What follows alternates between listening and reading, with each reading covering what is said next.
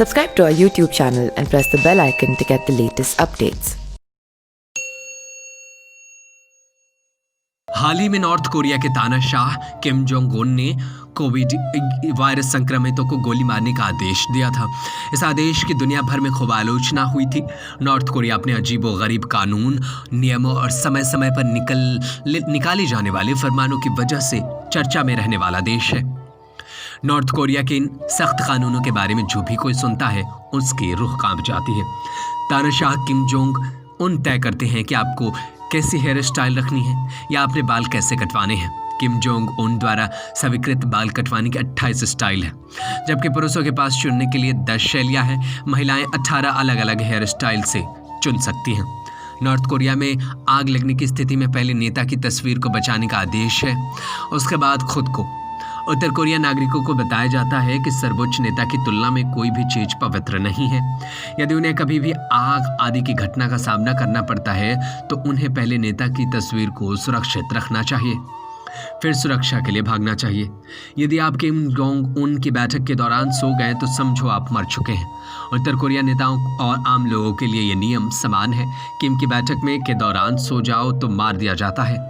कहा जाता है कि एक बार उत्तर कोरिया के एक रक्षा मंत्री एक अधिकारी के बैठक के दौरान सो गए थे, जिसमें किम जोंग उन भी शामिल थे।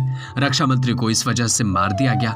नॉर्थ कोरिया में जींस नहीं पहन सकते। उत्तर कोरिया कानून कहता है कि जींस पूंजीवादी का प्रतीक है, पृथ्वी पर अंतिम बुराई है, इसलिए इसे प्रतिबंधित किया जाना चाहिए।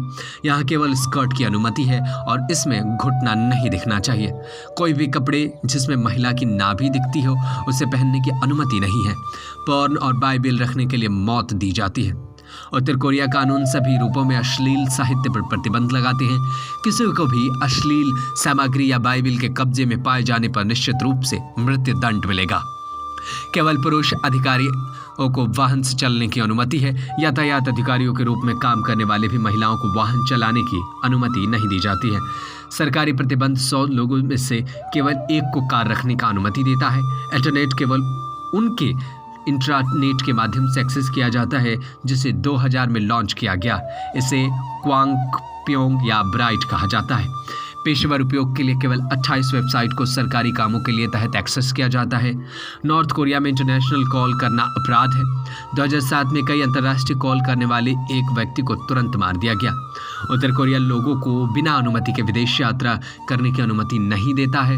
जो लोग भागने की कोशिश करते हैं उन्हें श्रम शिविरों में भेज दिया जाता है या बम मार दिया जाता है। 1910 में कोरियाई साम्राज्य पर जापान के द्वारा कब्जा कर लिया गया था। 1945 में द्वितीय विश्व युद्ध के अंत में जापानी आत्मसमर्पण के बाद कोरिया को संयुक्त राज्य और सोवियत संघ द्वारा 2 क्षेत्रों में विभाजित कर दिया गया, जहां इसके उत्तरी क्षेत्र पर सोवियत संघ और दक्षिणी क्षेत्र पर अमेरिका द्वारा कब्जा कर लिया गया। इसके एकीकरण पर बातचीत विफल रही। साल 1948 में दोनों क्षेत्रों पर अलग अलग देश और सरकारें, यानी उत्तर में socialist democratic people Republic of Korea और दक्षिण में पूंजीवादी गणराज्य कोरिया बन गई। दोनों देशों के बीच एक युद्ध 1950 और 1953 में भी लड़ा जा चुका है। कोरिया युद्ध विधि समझौते से युद्ध विराम हुआ, लेकिन दोनों देशों के बीच शांति समझौते पर हस्ताक्षर नहीं किए गए।